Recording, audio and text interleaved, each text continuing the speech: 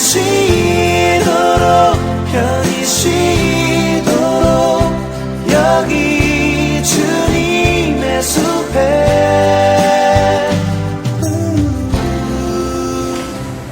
날씨가 이렇게 덥더니 이틀 만에 시원하게 지냈습니다. 무더운 여름을 기다렸던 시원한 계절에 주의를 보내주셔서 감사합니다. 씨를 뿌린 농부는 무엇을 기다릴까요? 바로 슛을 기다릴까요? 그렇습니다. 처음에는 싹이 기다립니다. 또 싹이 나가면 뭘 기다릴까요? 좀 더 잘하길 기다리겠죠.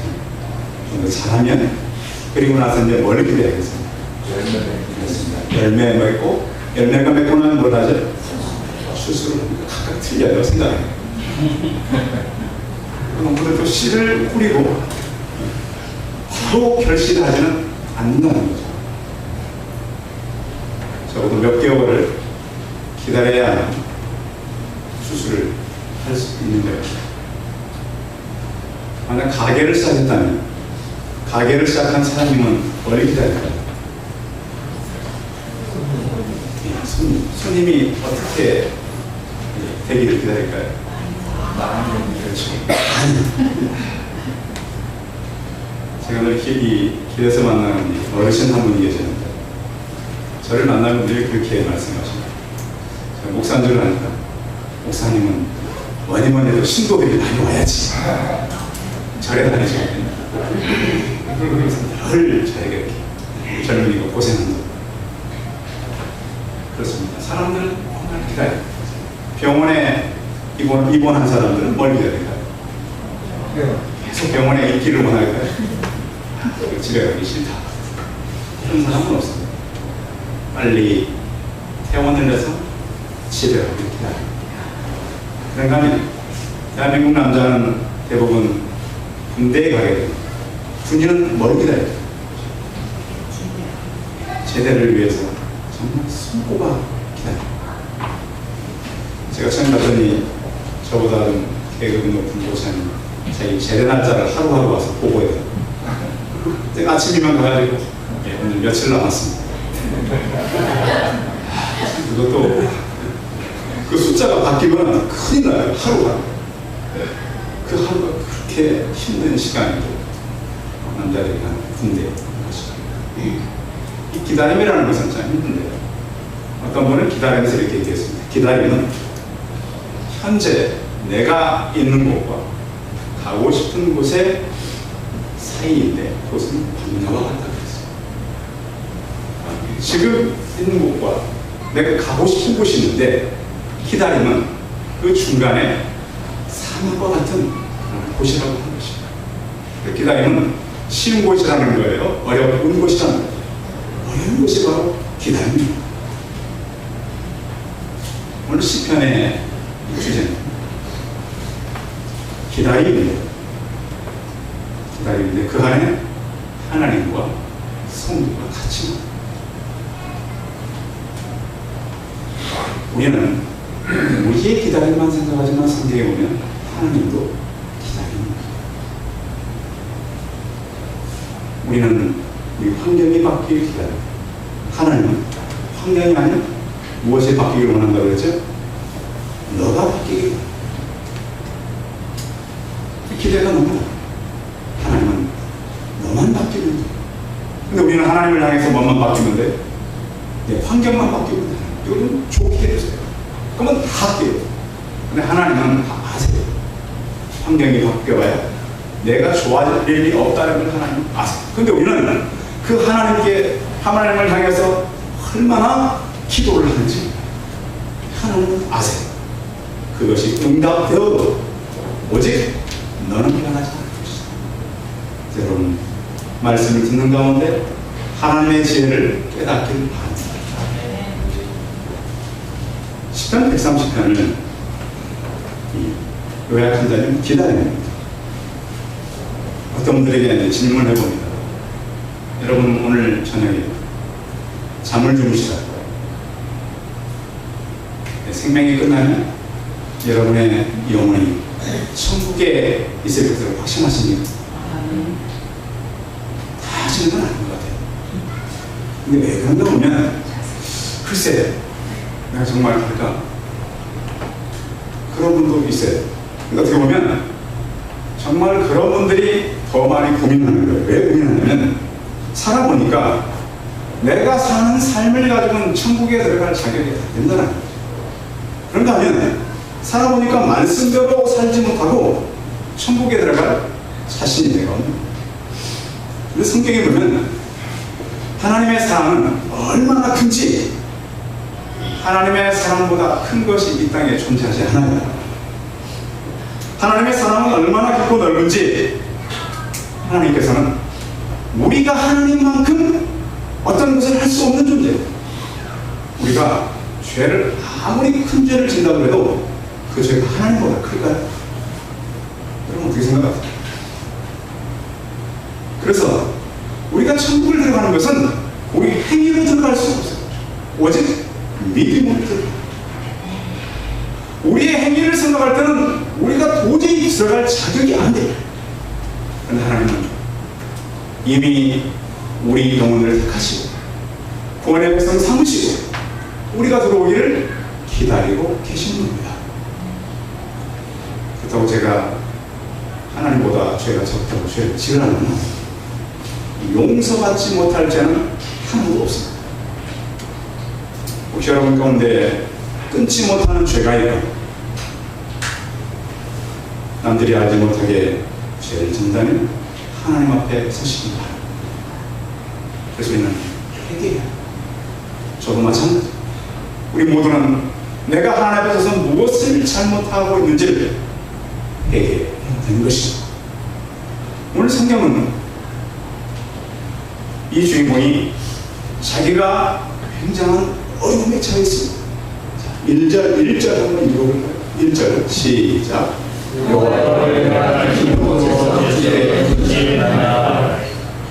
우리는 시편을 보면서 이 도대체 시편을 지은 이 저자가 무엇 때문에 깊은 곳에 들어갔는지, 물론 나중에 죄라는 문제가 사심이라고 하는 사유하심이라는 문제가 나오지만 그것이 다가 아닙니다. 아무튼 살아가면서 깊은 문제에 빠지게 된 것입니다. 그래서 참회를 위한 탄원시라고 하는데 하나님, 내가 하나님 너무 깊은 문제에 빠져들었습니다. 우리는 어떤 문제를 만날 때 하나님께 말씀드리면 금방 될 것처럼 말할 때가 참 많습니다. 그렇지 않나요? 기도하면 돼. 근데 문제는 기도해도 안 되는 게 참 많다는 거예요. 그렇죠? 교회 오면 목사님들이 딱 두 가지 말하죠. 기도하고 말씀하고. 그 외에는 참 어려워요. 근데 우리에게 성경에 분명히 해답은 있다라고 합니다. 오늘 주인공은 성경을 통해서 아무튼 그가 해결할 수 없는 큰 문제를 만나는 거예요. 죄를 지었든지 무슨 일을 하다가 낙심을 하고 좌절을 했든지 큰 문제를 만난 것입니다. 근데 성경에 보면 큰 문제를 만나는데 이 문제가 빨리 해결되지 않는 것이 문제입니다. 그렇죠? 우리가 사람들이 간증하는 걸 그렇잖아. 난 이런 문제를 만났는데 이렇게 해결해 주셨어. 근데 이런 분들은 다 문제의 터널을 지난 사람들이에요. 근데 아직도 그 터널 안에 있는 분들은 어떻게 해결하냐?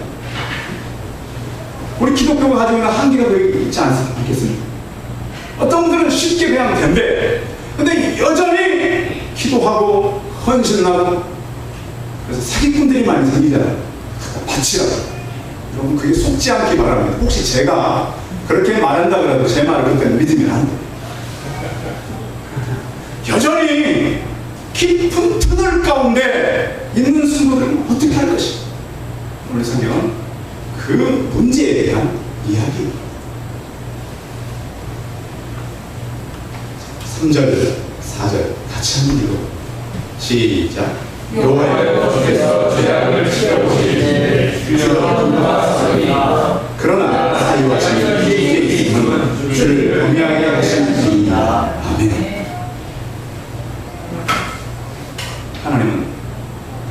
어떤 문제 해결에 능력이 있다고 믿어야 됩니다.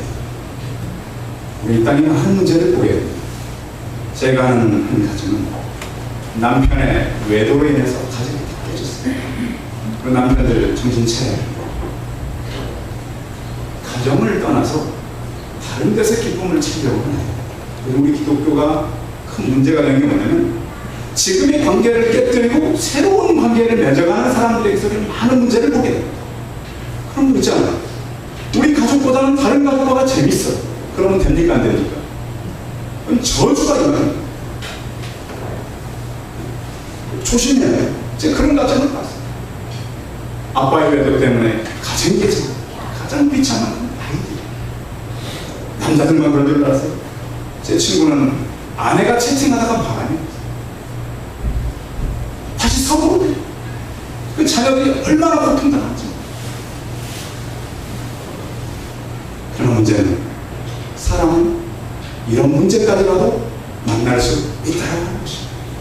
나와 생각하는 것입니다. 그럴 때 우리는 이 문제를 가지고 어떻게 나가야 돼요? 하나님, 내가 너무 깊은 곳에 지금 빠져있어. 혹 가정의 문제가 아니라 그런 문제가 아니라 사업의 실패나 건강의 문제나 주변의 어려움 때문에 우리는 깊은 곳에 와 있지 않아요. 인생을 살아가면서 깊은 곳을 안 만나는 사람이 있던가요? 그런데 또 어떤 사업의 실패나 또 다른 건 그나마 죄로 인한 깊은 문제는 정말 해결하기 어려워. 죄의 화살에 꽂힌 문제를 만나면 해결할 방법이 참 없습니다. 그래서 우리는 절망에 나가고 떨어지게 됩니다. 그래서 오늘 실패한 자는 하나님께 부짓게 된 것입니다. 하나님, 내가 부짓습니다. 사유하심이, 해결하심이 하나님께만 있습니다. 이렇게 고백하고 있는 것입니다. 하나님은 죄 용서에 능력이 있다고 믿으시기 바랍니다. 지금 여러분들이 만나고 있는 어떤 문제라도 해결할 수 있는 능력이 있다고 여러분 마음 가운데 확신하는 것이 중요합니다. 그런 믿음이 있기를 바랍니다. 죄 용서에 대해서 성경은 이렇게 말씀합니다. 요한일서 1장 9절에 보시면 만일 우리가 우리 죄를 자백하면 그는 미쁘시고 의로우사 우리 죄를 사하시면 우리를 모든 불의에서 깨끗하게 하실 것입니다. 죄의 문제뿐만 아니라 우리가 만나는 모든 문제를 하나님은 해결해 하십니다. 단지 우리의 방법이 아닌 누구의 방법으로? 하나님의 방법으로 해결해 가는 것입니다. 근데 우리의 문제는 내 방법으로 해결해 달라는 거 아닙니까? 이게 문제예요. 모든 문제는 내 방법으로 해결하는 것이 아니라 하나님의 방법으로 해결되는 것입니다. 그래서 우리가 하나님 앞에서 내 문제를 가지고 그 앞으로 나가는 겸손함과 겸허함이 있기를 바랍니다. 그런가 하면 성도는 우리가 어떤 문제를 만났을 때 어디에 소망을 두라고 말씀하는 5절을 가지고 시작. 나도 내 여호와를 기다리며 나는 주의 말씀을 바라본다. 나는 주의 무엇을 바라본다고요? 말씀을 바라본다. 그 말씀을 바라보는데 그 말씀을 바라보는 기다림은 6절에 이렇게 기록하죠. 6절 같이 읽어봐요. 시작. 하수분이 아침을 기다린다. 내게 이주를 기다리니 참으로 하수분이 아침을 기다린다. 여러분, 그냥 편한데 좋은 일로 밤을 새는 건 누구나 할 수 있습니다. 그렇죠? 어디 여행 가서 뭐 아이들 뭐 수련회나 어디 MT 가면 밤새 놀 수 있습니다. 근데 피곤해서 근무하는 건 참 힘들어요. 제가 가장 길었던 이 시간이 지금도 기억나요. 훈련소에 들어가죠. 근데 가면 남자들이 보충대를 먼저 갑니다. 춘천에서 3일 동안 있다가 삼척에 있는 훈련소로 딱 갔는데 하필 그날 외곽동 첫날 걸리게 되죠. 우리 한 20명 같이 갔는데 그날 저녁에 몇 명만 있으면 되는 건데 하필 제가 첫날을 가는데 12시부터 2시 사이에 듭니다. 자고 있는데 10시부터 재우거든요. 근무하러 나갔더니 저희 두 사람하고 조교 한 사람하고 총은 이렇게 잡아요. 이 자세도 안 나와요. 그 요령을 모르니까 이렇게 잡고 이렇게 서 있는데 이게 자꾸 내려와요. 근데 그 시간이 얼마나 가든지 꼭 그 시간이 1시간밖에 아닌데 굉장히 긴 전설처럼 느껴져요. 그럼 제 말이 이해가 잘 안 가죠. 3일 동안 보충돼서 막 등기 잡혀가지고 막 첫날 갔는데 그 피곤한 날 저녁에 1시간 씁니다. 그것도 한참 자야 되는 시간. 나중에 자대 갔더니 교사님들이 그러죠. 휴가는 꿈이요, 제대는 전설이요. 핵살이 그런 기다림이 개인뿐만 아니라 우리 안에도 있지 않나요? 너무 오래 기다려. 어떤 기도에 몽다. 때로는 하나님께서 왜 그렇게 우리를 기다리게 하고 때로는 절망하게 할까요? 그 이유가 생기거든요. 하나님께서 우리에게 보내는 건 상한 제사라는 말씀이 있습니다.